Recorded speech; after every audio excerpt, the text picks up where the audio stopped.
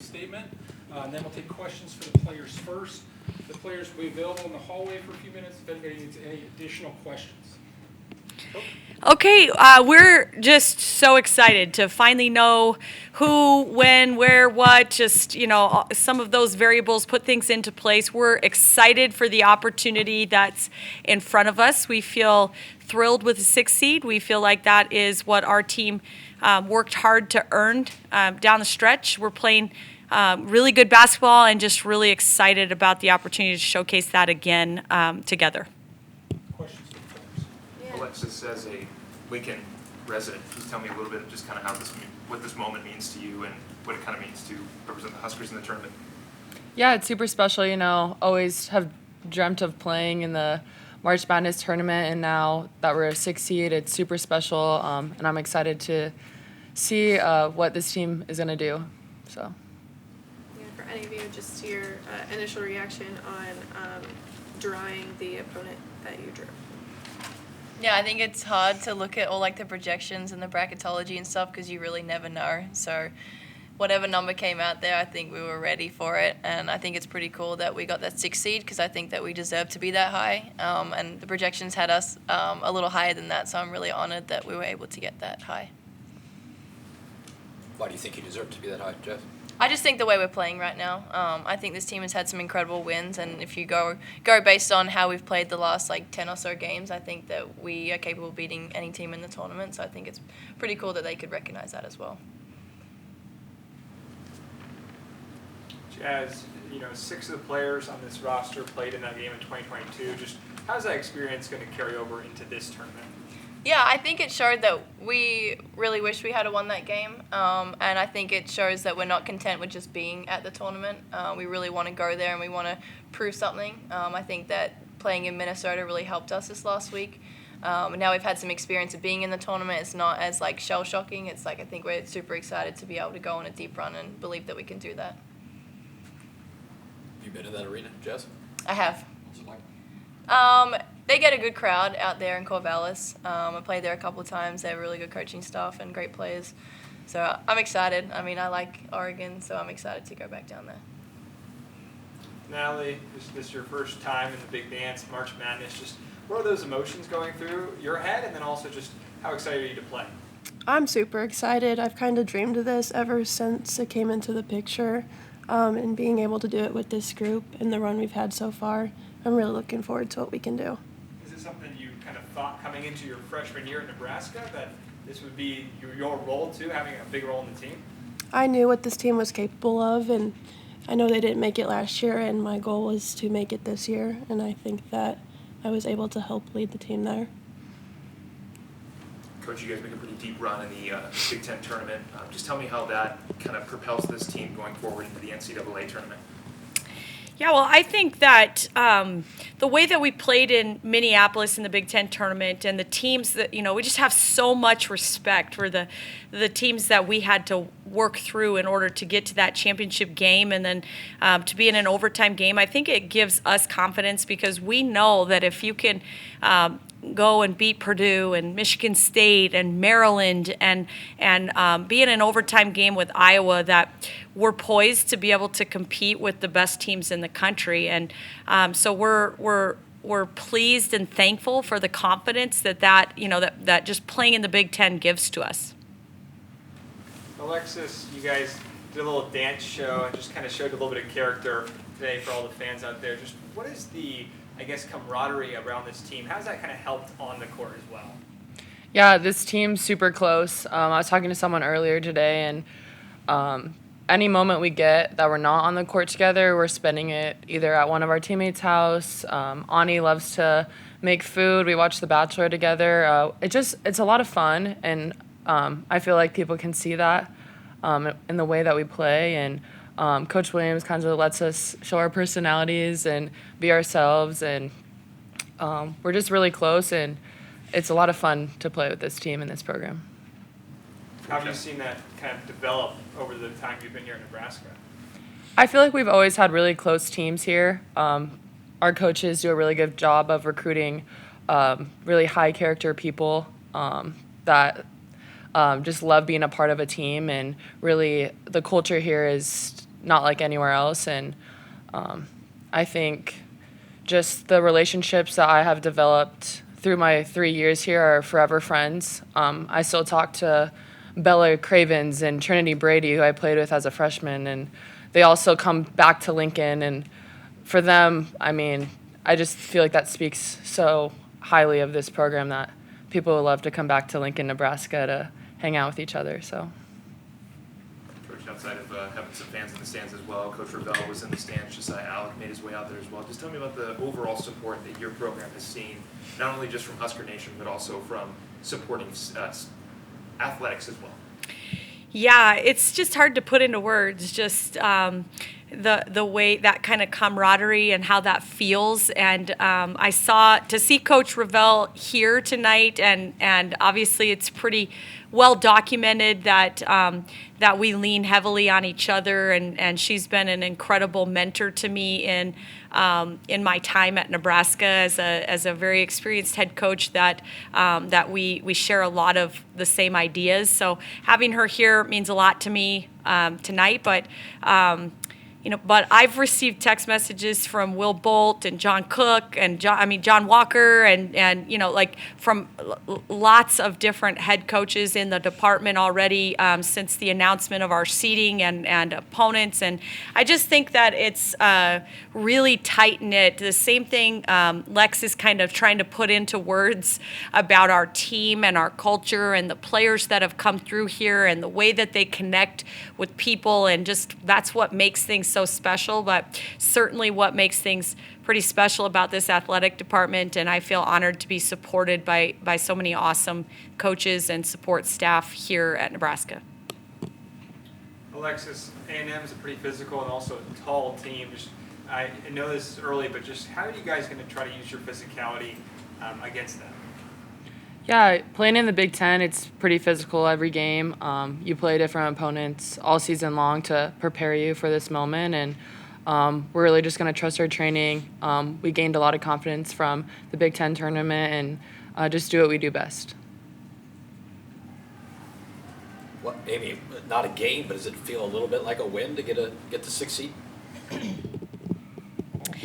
Yeah, I think that we were, as Jazz mentioned earlier, we were maybe projected in some of the bracketology a little bit lower seed than that. So for us, we felt like the body of work and just the strength of our league probably warranted a little higher seed than what was being projected. So for us to see our names come up on that 6th line after being projected in a lot of the brackets in the 8 line was positive, and now it's just, we do know that it doesn't matter if you're a 6 or a 7 or an 8 or a 9. At this point, every team that you're going to face that's playing in the NCAA tournament is going to be a quality and worthy opponent. And so now it just becomes focusing in on what needs to happen with our game prep. How can we keep getting better as a team so that we're able to be pressing on the gas and making another run?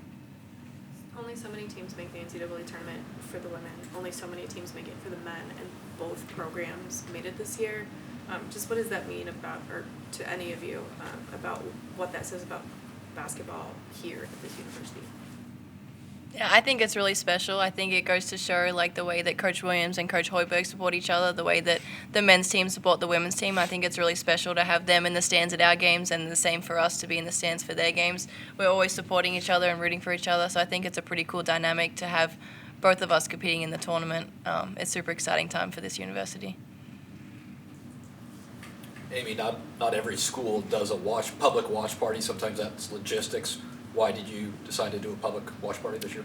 To be honest, I left it up to kind of our team captains to make the decision on that and to decide. And it was a unanimous vote throughout our team. They just, they really wanted to be here to celebrate with our fan base. I think just really important that, how special it is for us to play in front of the fans all year in Pinnacle Bank Arena, and then to have something really special like this that we could potentially share with them. We just felt like that was an awesome thing that we wanted to share with our fans, but also to give players like Jazz Shelley and Annika Stewart, Maddie Kroll, Darian White kind of one last time to be celebrated out in Pinnacle Bank Arena. Coach, both the men's and women's teams getting paired with Texas A&M doesn't seem like an accident. Did you have a reaction to that?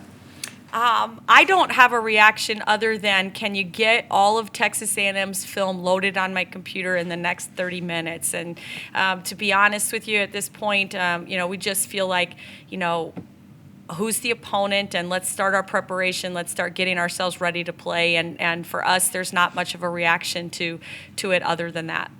I feel like it could be a distraction, though, with all of the storylines out there for both teams, with Trev leaving with that. It doesn't feel like that to us, that it's anything distracting. I mean, at this point, we've got a job to do. We're on a mission.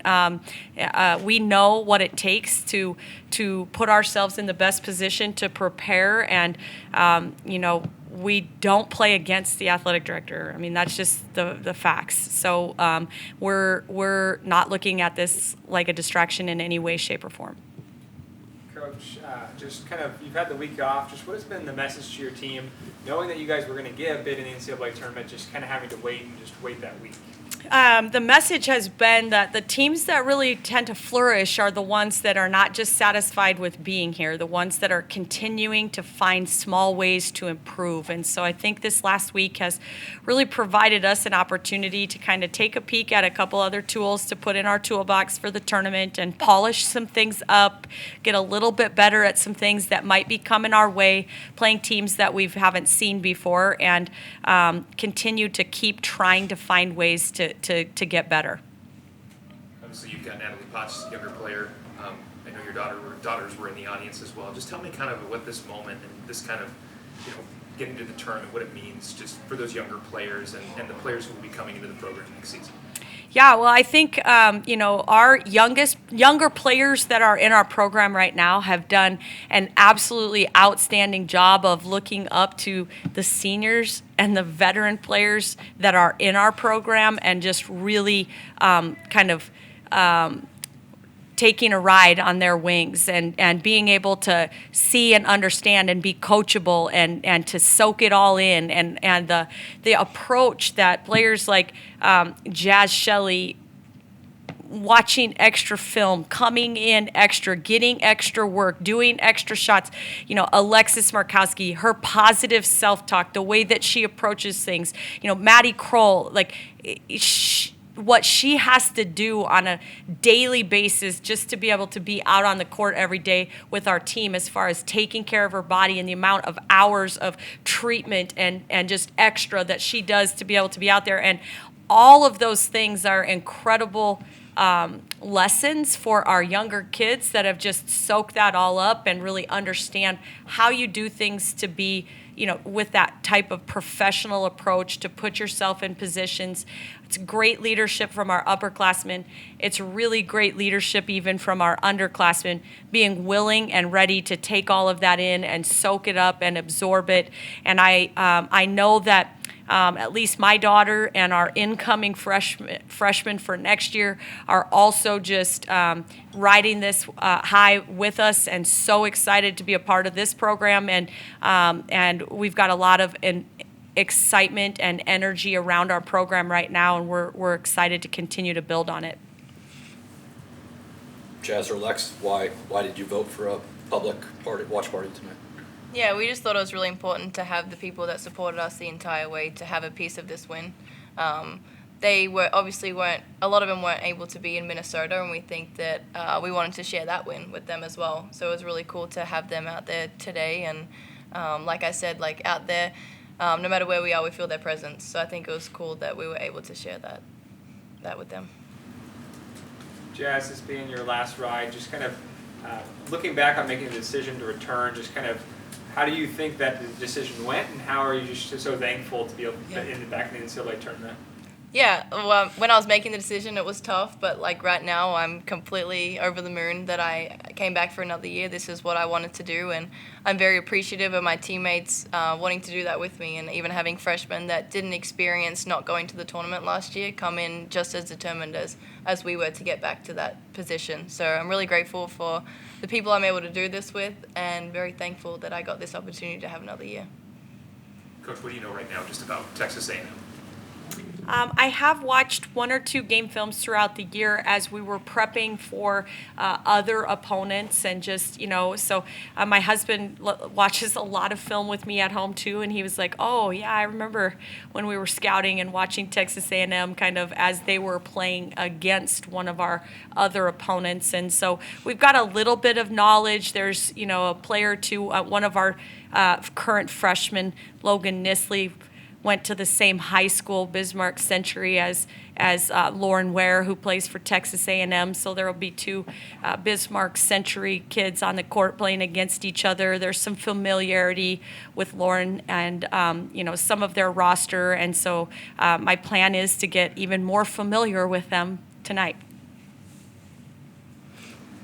After you played in Minnesota, how many days did you give them off, or how long until you heard somebody bouncing down there, and how long until you had an official Well, practice? we gave them 2 days off, and it was 2 days off, and maybe against my better judgment, there was, even on that second day off, there were still kids trying to get in the gym and get shots up, and you almost have to fight them out of the gym. But 4 games in 4 days, and then we gave them a couple days off. I thought they maybe earned that. So, but then we had got back after it after 2 days off, kind of stay in rhythm and get in the weight room and do some things this week that I've been really thrilled that we've been able to continue to show marked improvement on.